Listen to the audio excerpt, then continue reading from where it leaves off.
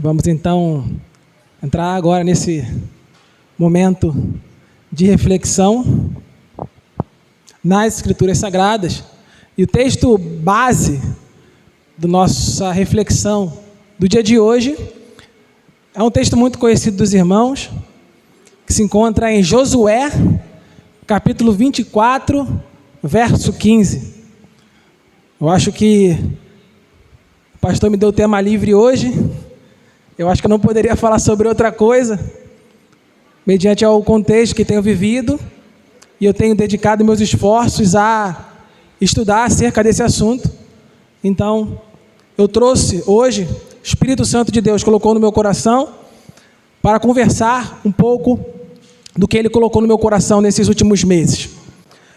Então, Josué, capítulo 24, verso 15, vai dizer assim: se, porém, não agrada a vocês servir ao Senhor, escolham hoje a quem irão servir, se aos deuses que os seus antepassados serviram além do Eufrates, ou aos deuses dos amorreus, em cuja terra vocês estão vivendo. Mas eu e a minha família, ou eu e a minha casa, serviremos ao Senhor. Santo Deus, eterno Pai, graças te damos pela oportunidade de estarmos em sua casa para louvar e bendizer ao seu santo nome. Queremos te pedir nessa noite que o seu Espírito Santo toque em nossos corações, que o seu Espírito Santo nos transforme, nos convença do pecado, que a gente possa assim sair mais próximo do seu caráter, mais parecido contigo, seguindo mais firmemente os passos de Cristo. É isso que nós te pedimos nessa noite, já te agradecemos, em nome de Jesus, amém e amém. Então, eu e minha casa, ou eu e minha família, serviremos ao Senhor. E o que eu acho interessante nesse texto é como ele fala em nome da família dele. Ele fala: eu e a minha casa, ou eu e a minha família, serviremos ao Senhor. Já nos remetendo a uma ideia de igreja, da família como uma igreja. Pensa comigo, hoje, talvez muitos ouviriam essa frase, esse discurso: eu e minha casa serviremos ao Senhor. Imagina esse discurso dentro do contexto que estamos vivendo, dentro da cultura que estamos inseridos. Muitos, você provavelmente consegue visualizar isso, ouviria esse discurso e diria assim: você está falando em nome do outro, você está querendo impor alguma coisa para o seu cônjuge, você não pode falar em nome dele. Meu corpo, minha regra. O corpo dele é a regra dele. Vocês conseguem visualizar que muitos leriam esse versículo, esse discurso dessa forma?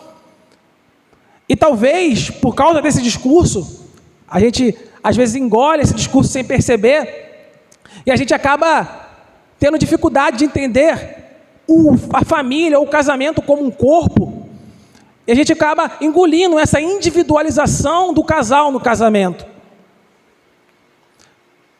Mas você consegue pensar, por exemplo, num pastor de uma igreja local dizendo isso: eu e minha igreja serviremos ao Senhor? Faz sentido esse discurso. Da mesma forma, o texto ele está nos convidando a assumirmos nosso papel na família como uma igreja doméstica. Ele está nos convidando a nos responsabilizarmos pela alimentação espiritual mútua dentro do casamento, dentro da família. É sobre isso que eu quero conversar com os irmãos no dia de hoje, nessa noite. O título da mensagem é Família, uma igreja doméstica. Eu estava falando com a Luísa e uma brincadeira eu queria trazer para a igreja, que terça-feira eu vou me tornar um pastor. Não o pastor de uma igreja local, mas o pastor da minha família. Eu gosto de enxergar a família como uma espécie de igreja.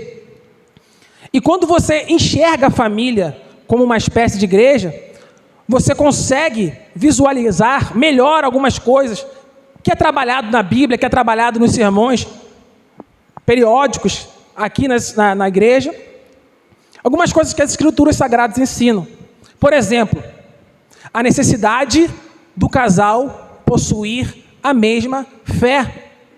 O famoso jugo desigual, proibido pelas Escrituras Sagradas, ou pelo menos não recomendado pelas Escrituras Sagradas. Vamos ver o que fala 2 Coríntios, capítulo 6, verso 14. Olha que ele diz: não vos prendais a um jugo desigual com os infiéis. Por quê? Que sociedade tem a justiça com a injustiça? E que comunhão tem a luz com as trevas? É fácil observar que, via de regra, quando o jugo desigual não culmina, infelizmente, no divórcio, ele culmina, então, em pelo menos um distanciamento da obra do Senhor. Pessoa que entra num casamento no jugo desigual, você percebe que ela se distancia da obra do Senhor. Por que isso acontece? Porque o distanciamento, ele acaba sendo uma consequência da divergência da fé. O distanciamento é proporcional à divergência que existe na fé do casal. Quanto mais a crença do casal é diferente, mais superficial você precisa ser no seu diálogo, para que possa haver um diálogo entre o casal. Então sua fé, ela se torna superficial para você conseguir dialogar. Por isso que você acaba tendo um distanciamento também da obra do Senhor. Por isso também a ideia muito popular em alguns meios, que é a ideia do ecumenismo, ela é tão perigosa na vida eclesiástica. Por quê? Porque para você agradar muitas crenças divergentes, você precisa tornar o discurso, as falas, as pregações, os termos cada vez mais simplistas, até chegar ao ponto de se tornarem vazios de sentido, até chegar ao ponto dos discursos, das pregações não significarem mais nada. Então, meus irmãos, não achem que um casamento que possui um jugo desigual é um casamento de sucesso só porque não houve divórcio. É um parâmetro muito pequeno. Muitas pessoas se baseiam nesse empirismo barato para poder justificar a sua decisão de estar com uma pessoa que não tem a mesma fé que você. No fundo, ela está sendo norteada pelos seus próprios desejos primários. Mas eu quero te mostrar hoje como que a gente pode verificar o sucesso de um casamento, o sucesso de uma família. O sucesso do casamento, o sucesso da família, ele não se dá somente pelo tempo que essa família perdura, ou esse casamento perdura, mas também se dá pelo quanto, ou principalmente se dá pelo quanto esse casal glorifica a Deus. Pelo quanto o casamento glorifica a Deus, pelo quanto essa família, essa união aponta para o Criador. Afinal de contas, o casamento ele foi feito para isso, para apontar para o Criador. O casamento é a representação da noiva e Cristo. Então o sucesso do seu casamento, ele é medido pelo quanto o seu casamento, a sua família, adora o Criador. Pelo quanto a sua família é luz. Pelo quanto a sua família, o seu casamento, a sua união, aponta para o Deus Todo-Poderoso. Aí é interessante que sempre aparece um indivíduo para querer refutar esse discurso, para querer refutar o que eu estou falando agora, dizendo que tem gente do mundo que é melhor do que gente da igreja. Mais uma vez, empirismo barato para justificar seus próprios desejos primários. Por que eu digo isso? Porque você não pode classificar as pessoas como cristãs ou não cristãs só pelo que ela fala, só pelo discurso. Você não pode dizer se uma pessoa é verdadeiramente cristão ou não só por ser membro de uma igreja. Isso é basilar. Isso é o que mais a gente fala. Está lá em Mateus 13, a parábola do joio e do trigo, todos vocês conhecem. Mas por que a gente acaba com esse discurso? Porque a impressão que eu tenho é que a gente está procurando justificativas para validar o seu pecado, para validar o seu erro, para ceder aos seus desejos e não fazer a vontade de Deus. Então, o sucesso do casamento se dá pelo quanto ele está apontando para o Criador. Logo, o jugo desigual não é da vontade de Deus.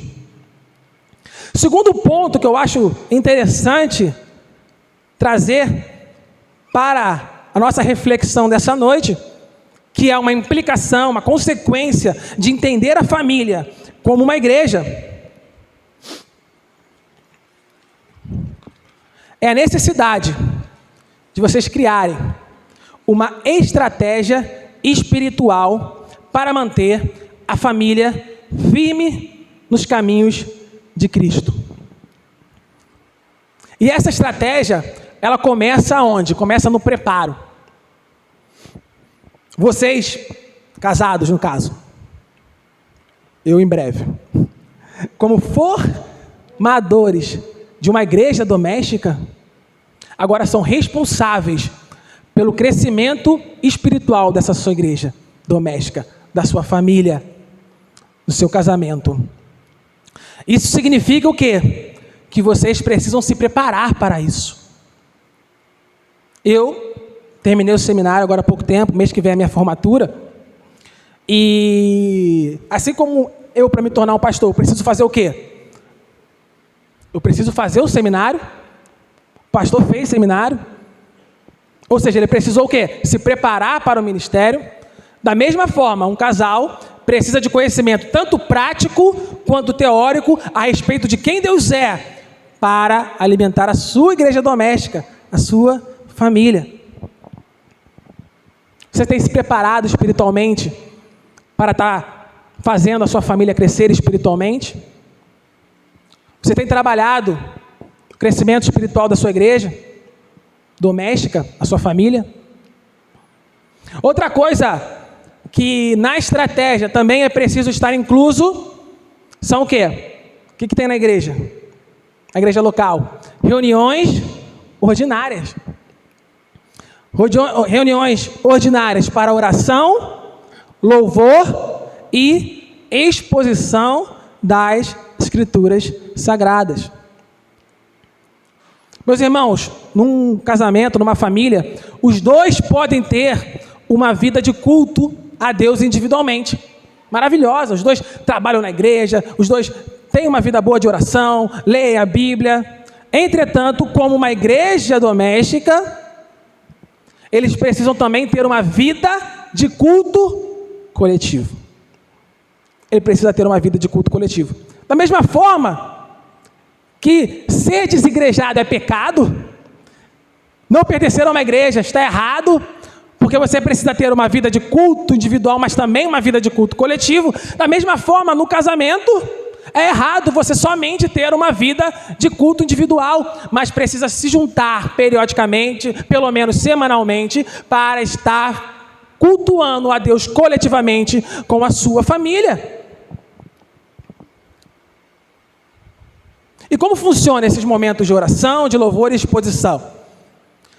Esses momentos de oração, louvor e exposição podem acontecer em pequenos momentos espalhados pela semana, mas é preciso também ter um grande momento litúrgico para um culto coletivo completo semanal, pelo menos semanal, como o dominical na igreja local, né? A gente não tem todo domingo cultos periódicos. Da mesma forma funciona também, ou deveria funcionar, nas nossas famílias, na nossa igreja doméstica.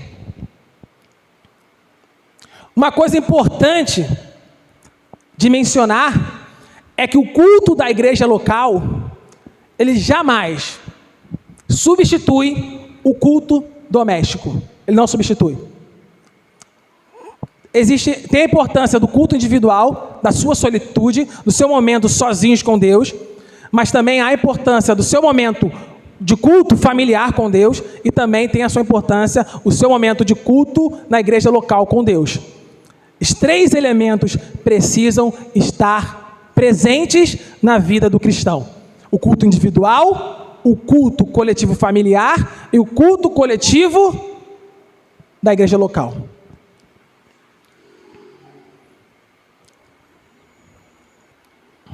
O culto coletivo da igreja doméstica, da família, ele é fundamental para a vida espiritual da família. Agora, tomando a realidade que estamos vivendo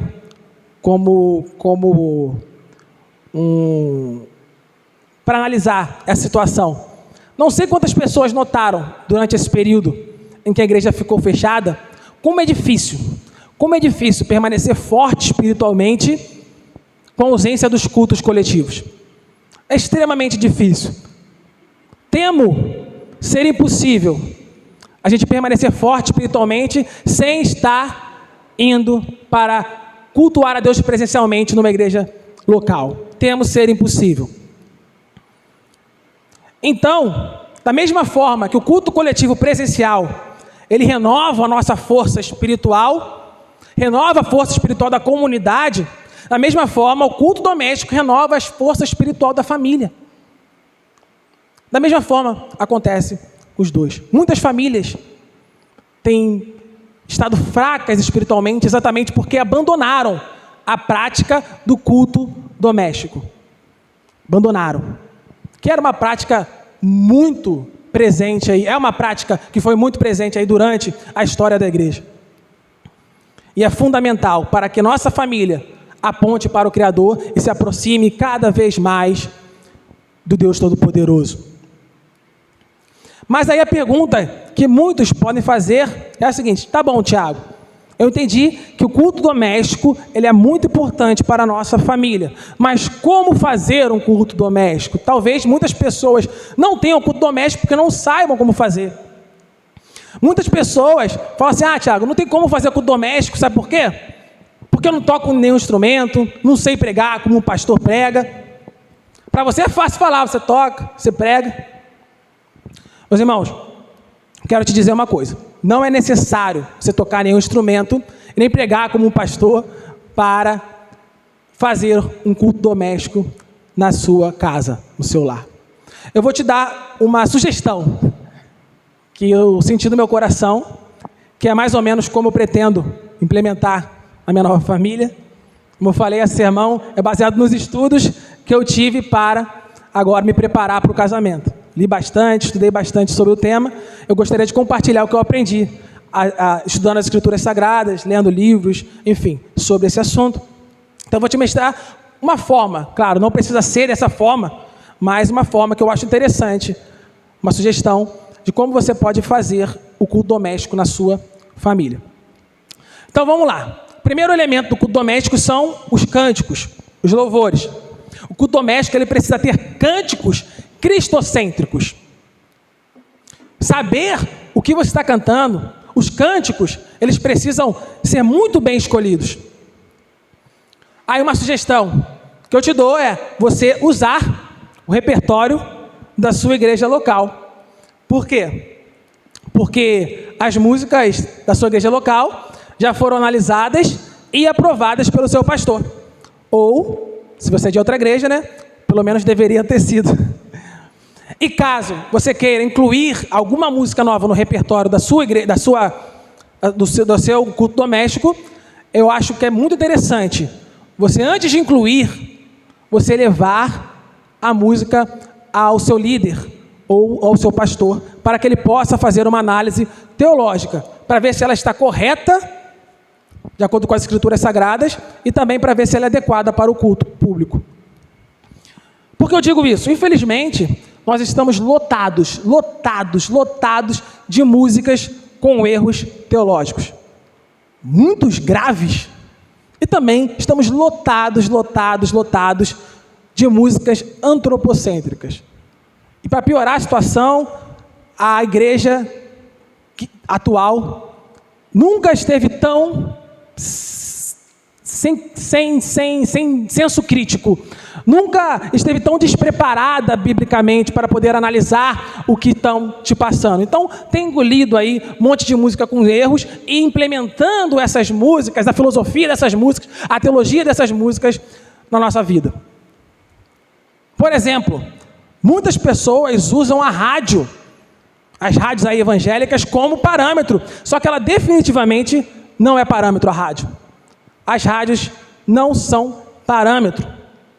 Por que eu digo isso? Vou te dar só alguns exemplos. Não vou citar música, mas eu vou dar um exemplo de como a coisa acontece. A música, ela, que hoje é dita gospel, virou um comércio. Virou um comércio e acabou que perdeu completamente o critério. Rádio não tem mais muitos critérios. O que ele tem de critério é a popularidade. Essa é a grande realidade, pelo menos na maioria das rádios. E a gente pode ver isso facilmente. Neófitos, não sei se todo mundo conhece o termo, é um termo presente na Bíblia, né, que trata de novos convertidos. O que a gente vê de novos convertidos, de neófitos, criando músicas e tocando na nossa igreja, não está no gibi. Pessoa que não era cristão e no dia seguinte se tornou cristão, já lançou uma música, ficou famosa porque ela era famosa e está todo mundo tocando nas nossas igrejas. O que a gente mais vê. Entretanto, 1 Timóteo 3 é claro ao dizer que neófito não pode ensinar na igreja. Novos convertidos não podem ensinar na igreja. Por quê? É óbvio, porque ele é neófito. É a mesma coisa, a pessoa na primeira série quer ensinar, quer virar professor. Você tem que terminar o ensino médio, ensino fundamental, o ensino médio, fazer faculdade, para depois dar aula. O cara acabou de se converter, tem que aprender o que é o cristianismo, tem que aprender as bases, tem que ler a Bíblia, para depois poder ensinar. Mas a pessoa virou cristão no dia seguinte, está criando música, a gente está cantando na nossa igreja, está cantando na nossa casa. E a música, ela tem pelo menos duas funções. A primeira função, é claro, é a função de louvar ao Criador, exaltar o nome do Criador, mas tem uma segunda função muito importante, principalmente no culto público, que é a função de ensinar. A música, ela também tem caráter pedagógico. Quando eu estou cantando, por isso que eu tenho tanto zelo pelas músicas. Tanto zelo pelas músicas que eu vou cantar aqui. Às vezes a pessoa fala assim, muitos irmãos, né? Às vezes assim, poxa, canta essa música. E às vezes a gente fica até sem jeito. Mas a gente olha para a música e fala, não dá para cantar essa música. Se outra pessoa quiser cantar, eu não me responsabilizo. Mas eu não posso cantar essa música, porque eu entendo que essa música está errada. Teologicamente. Não é só porque a música é bonita, não é só porque você sente. Se você for num show aí do Roberto Carlos, tem gente que chora. Significa que é o Espírito Santo que está falando? Não. O critério não pode ser o sentimento, mas tem que ser as escrituras sagradas. É o sola escritura. Na Reforma Protestante, lá em outubro, as escrituras sagradas é o nosso único manual de regra, fé e prática.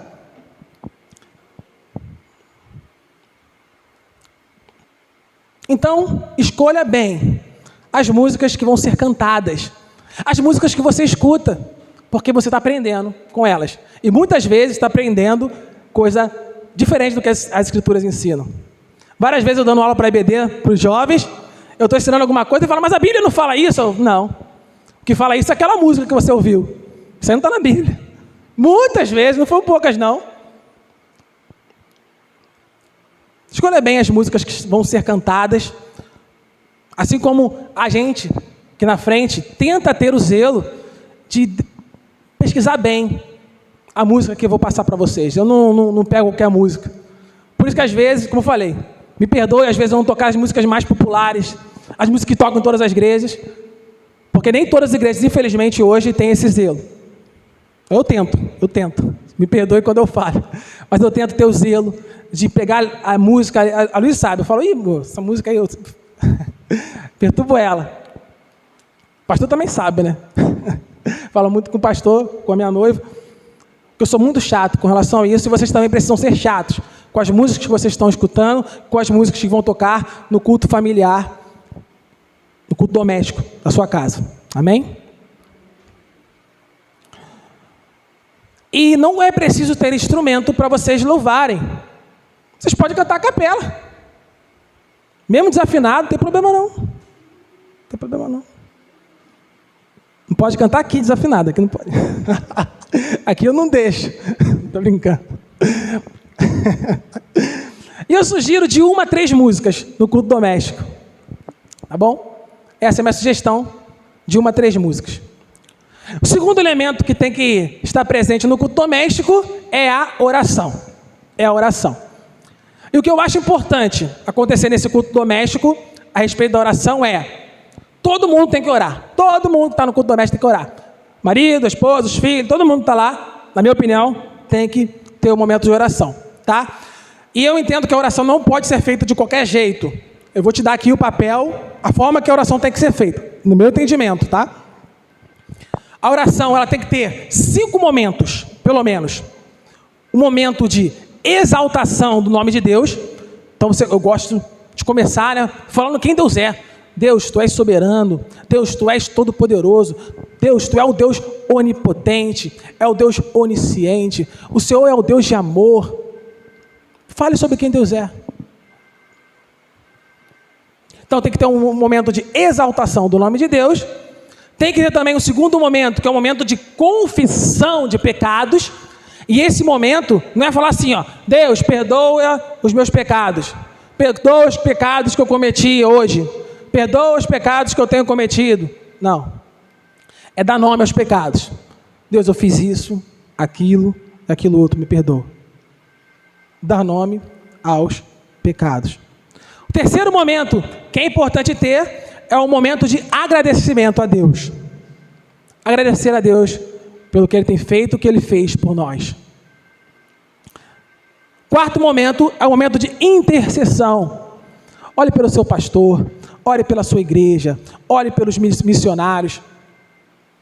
Interceda pela vida dos nossos irmãos em Cristo e dos projetos de Deus para essa vida.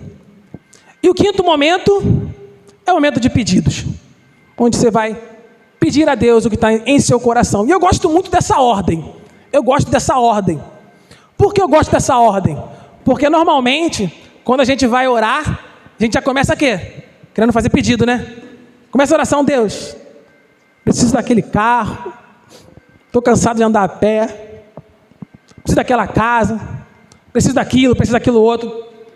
Mas eu gosto que os pedidos sejam feitos por último. Por último. Porque a grande realidade é que Deus já deu o melhor dele para nós. Deus já deu o melhor dele, porque o melhor dele foi Cristo morrer em nosso favor. Esse foi o melhor de Deus. Ele já deu o melhor de Deus. Ele já deu tudo. Ele deu a vida eterna. Então o pedido tem que ser por último. Eu gosto de começar louvando a Deus, exaltando o nome de Deus. É razoavelmente comum, com relação à oração, ver as pessoas dividindo, né, cada elemento desse, né, que eu falei, esses 5, em uma oração diferente. Vamos fazer uma oração de louvor, uma oração de ação de graças. Não é errado, você pode fazer dessa forma, mas não acho que seja necessário. Tá? Eu acho que durante o culto você pode ter um momento de oração, onde todo mundo faz uma oração, englobando nessa oração esses 5 elementos. Né? Na oração começa louvando a Deus, e assim por diante, né? Então vamos só lembrar aqui os 5 elementos da oração que eu acho importante, que é exaltar o nome de Deus, confessar os pecados, nomeando os pecados, agradecer, interceder e, por último, pedir. E agora o último momento, o último elemento do culto é o que? É o momento da exposição da palavra de Deus, da exposição das Escrituras Sagradas. E esse é o elemento que costuma assustar mais as pessoas. Porque nem todo mundo tem um hábito, né, de pregar. Apesar de que eu acho que todo mundo deveria desenvolver esse hábito. Mas nem todo mundo tem esse hábito, e tudo bem.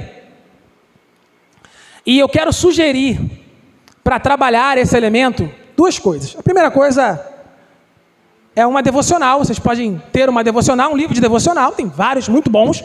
Vocês podem ler essa devocional juntos e discutir, conversar sobre essa devocional.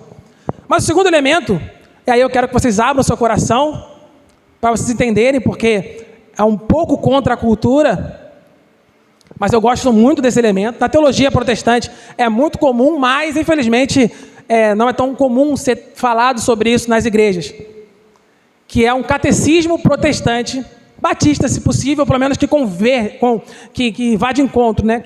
Que seja de acordo com a doutrina batista. Calma, fica calmo, faz catecismo, isso é coisa de católico. Muitas pessoas eu tenho certeza que pensaram isso. Catecismo é coisa de católico. Calma. A gente tem que tomar muito cuidado com esse tipo de coisa, porque a maioria das pessoas acham que catecismo é coisa de católico, mas nem sabe o que é um catecismo. Essa é a grande realidade. Vamos lá. Muitas vezes, o que acontece? A gente tem tanto anseio, ainda mais a gente que é protestante, que na história a gente se separou da Igreja Católica. Às vezes a gente quer tanto se diferenciar dos católicos romanos, que nós acabamos abrindo mão de algumas práticas e títulos que na verdade não são exclusivos da Igreja Católica, mas são cristãos. Portanto, nós podemos também usar, e eu vou defender aqui, que seria importante a gente colocar esse tipo de prática no nosso dia a dia. E eu vou começar a apresentar algumas coisas. Se eu dissesse que eu sou católico, vocês ficariam surpresos? Sim ou não? Sim, né? Entretanto, Igreja Católica significa Igreja Universal. Na teologia, a gente nem costuma chamar os católicos de católicos. A gente chama eles de romanistas ou romanos, porque todos nós fazemos parte da Igreja Universal. Então, todos nós somos católicos, nós não somos católicos romanos. Então a gente fala assim, eu não sou romanista, mas católico eu sou. Eu faço parte da Igreja Católica, da Igreja Universal. Consegue entender a diferença? É um pouco diferente, né? Não é habitual ouvir, mas essa é a grande realidade. Então, Igreja Católica significa Igreja Universal. Portanto, todos nós fazemos parte da Igreja Católica, que é a igreja de todos os crentes. Nós não fazemos parte da Igreja Católica Romana. Diferente, nós não somos romanistas. São duas coisas diferentes, bem diferentes. Eles roubaram o termo para eles. Essa é a grande verdade. E a gente simplesmente aceitou. Então, por isso, como eu disse, na teologia protestante é muito comum chamar os católicos romanos de romanistas, ou também é muito comum você ouvir, se você pegar um livro de teologia, você vai ouvir eles chamando de papistas, que seguem as doutrinas dos papas, né? Então, não somos papistas nem romanistas, mas Igreja Católica, ou seja, nós fazemos parte da Igreja Universal. E da mesma forma é a prática da catequese, né? Do catecismo. Olha o que diz Gálatas 6,6. Gálatas 6,6 diz assim, e o que é instruído na palavra, reparta de todos os seus bens com aquele que o instrui. Aí, quando você vai para o grego, como vocês devem saber, a Bíblia, o Novo Testamento, foi escrito em grego. Grego koiné. No grego, a palavra aqui, o que é instruído, sabe qual é a palavra? Catecúmenos. O que é instruído, catecúmenos. Talvez vocês sejam da época que chamavam a classe dos novos convertidos de classe dos catecúmenos. Sabe o que significa catecúmeno? Aquele que está sendo catequizado. Está na Bíblia esse termo. Está na Bíblia. Só que eles roubaram. Eles chamavam de catecúmenos até pouco tempo. Agora é difícil achar, né? Classe dos catecúmenos. Difícil. Mas o que é catequese? Vou explicar. Catecismo é simplesmente ensinar as verdades da palavra de Deus através de perguntas e respostas. Eu falo assim, Luiz, quem é Deus? Deus é... Aí você memoriza tanto as doutrinas através de perguntas e respostas e também através de versículo da Bíblia. Você memoriza os versículos e memoriza as doutrinas. Então a prática é um trabalho de memorizar doutrinas e versículos bíblicos através de perguntas e respostas. Somente isso. Somente isso. Então tem vários catecismos protestantes bons. A editora Fiel, que é uma editora muito, muito boa. Pastor comum nas conferências da Fiel. Eu também fui na conferência de jovens com a minha noiva. Tem o Catecismo da Nova Cidade, por exemplo, onde ele trabalha algumas doutrinas protestantes, 52. Eles indicam trabalhar na igreja, uma por semana, memorizar e tudo mais. Então, é simplesmente isso. Não tem nenhum negócio. Perguntas e respostas com as doutrinas e também memorizar versículos. Então, é memorizar doutrinas e versículos, né? Então, é somente isso que é o catecismo. E para não ficar só nas minhas palavras, quando você vai para a história do protestantismo, você vai ver vários catecismos. Por exemplo, sabiam Lutero? Todo mundo conhece Lutero, né? Reforma Protestante, a gente fala bastante de Lutero. Sabia que tem o catecismo maior e catecismo menor de Lutero?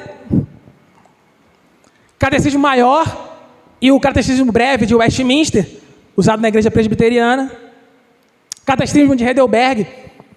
Spurgeon, o príncipe dos batistas, dos pregadores, que era batista, tem o catecismo do Spurgeon também. É muito comum, extremamente comum, ensinar através de perguntas e respostas no decorrer da história da igreja protestante, da igreja batista. É muito comum. Infelizmente, a gente perdeu de vista isso. Vocês sabiam que existe uma declaração de fé doutrinária da nossa igreja, da nossa denominação? Quantos sabiam que existe? Quantos já leram a declaração de fé do que você congrega, da sua denominação? A gente tem abandonado essas práticas que ensinam que a gente aprende mais sobre o que a gente acredita e passa então a adorar a Deus de uma forma mais correta, de uma forma mais que tenha mais a ver com quem Deus realmente é. Então, a história do protestantismo está repleta de catecismo e talvez seja a hora de resgatar essa prática tão importante que foi fundamental para a consolidação do protestantismo. Na verdade, creio que um dos motivos do enfraquecimento doutrinário das igrejas atuais é a ausência de documentos como os catecismos, os credos em nossos cultos coletivos. E é até razoavelmente comum ter declaração de fé nas denominações, como a nossa tem, mas são pouquíssimos trabalhados nas igrejas, de tal forma que a grande maioria das pessoas, dos membros, nunca leram e provavelmente nem as conhece. O pastor há pouco tempo fez um curso sobre a declaração, não fez? De manhã. Ela é fundamental para entender o que os batistas acreditam, o que eu acredito, o que eu estou pregando lá. Quando o pastor está falando, o que ele está dizendo? É fundamental a gente entender a nossa fé. Isso tudo faz com que as pessoas, normalmente, essa ausência desses documentos, desses estudos, faz com que as pessoas não saibam no que acreditam. E aí, a gente vê que aquela música famosa lá dos Paralamas de Sucesso, a crítica que eles fazem é legítima, faz sentido. Não sei quantos lembram dessa música, mas tem uma música do Paralamas de Sucesso que diz assim, ó: a arte de viver da fé, só não se sabe fé em quê? E tem acontecido muito isso nas igrejas. Todo mundo vive pela fé, mas fé em quê? Quem é Deus? O que é a Trindade? Teu Deus é um Deus trino? Deus é 100% homem? Ou Jesus é 100% homem, 100% Deus? O que isso significa?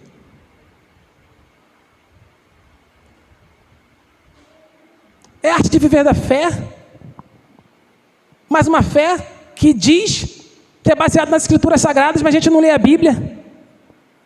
A grande maioria das pessoas das igrejas nunca leram a Bíblia toda. É viver da fé, mas uma fé vazia, uma fé que não significa nada, uma fé que não se aprofunda, uma fé que não busca conhecer quem Deus é. Que fé é essa?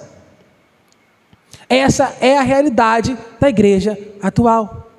E além disso, a ausência de credos, catecismo, de trabalhar a declaração doutrinária, prejudica também a comunhão da igreja. Como assim? Porque quando você não trabalha esse tipo de coisa, quando você não trabalha as doutrinas, o que acontece? Você não unifica a fé. Acaba que cada um acredita numa coisa. Por quê? Porque não se trabalhou a doutrina. Então, trabalhar a doutrina aproxima o entendimento bíblico da comunidade cristã. E aí a gente se aproxima da igreja primitiva lá de Atos, né? Dos primórdios da igreja. Quando diz assim Atos, como que diz Atos? Perseveravam como? Unânimes em oração. Unânimes. Ou seja, eles oravam pelas mesmas coisas. Eles tinham o mesmo entendimento. Unânimes em oração. Então, trabalhar o catecismo, como eu disse, é ensinar as escrituras sagradas, as verdades bíblicas, através de perguntas e respostas. Então, ela tem como objetivo o quê? A memorização, através da memorização, internalizar as doutrinas cristãs. Por causa disso também, os catecismos são dinâmicos, interativos, já que são a doutrina ensinada em formato de perguntas e respostas. Dessa forma, ela pode ser também muito interessante para ser usada no culto coletivo. Ela pode ser usada devocionalmente, no seu culto individual, no seu culto coletivo familiar doméstico, também pode ser usado também no culto coletivo eclesiástico, da igreja local. Então, todos os elementos de forma fácil aí para ser implementado no culto doméstico em seu lar. Um cântico cristocêntrico, 2 orações, se for 2 pessoas, se tiver mais orações. Uma oração de cada, envolvendo louvor, confissão de pecados, ação de graças, intercessão e pedidos, e o estudo das Escrituras Sagradas através ou de um catecismo ou de um livro de devocional. Dessa forma, nossa família, ela se aproxima mais do sucesso. Uma família de sucesso, que é uma família que agrada a Deus. Que a nossa família seja uma família de sucesso. Ter sucesso é alcançar o propósito inicial de determinada ação ou projeto. Família é o projeto de Deus para glorificar ao Criador. Então, ter uma família de sucesso não é sobreviver aos trancos e barrancos, mas sim ser luz, mas sim ser uma família abençoada para abençoar, mas sim apontar para Deus. A família é uma igreja doméstica. Eu e minha casa serviremos ao Senhor. Amém?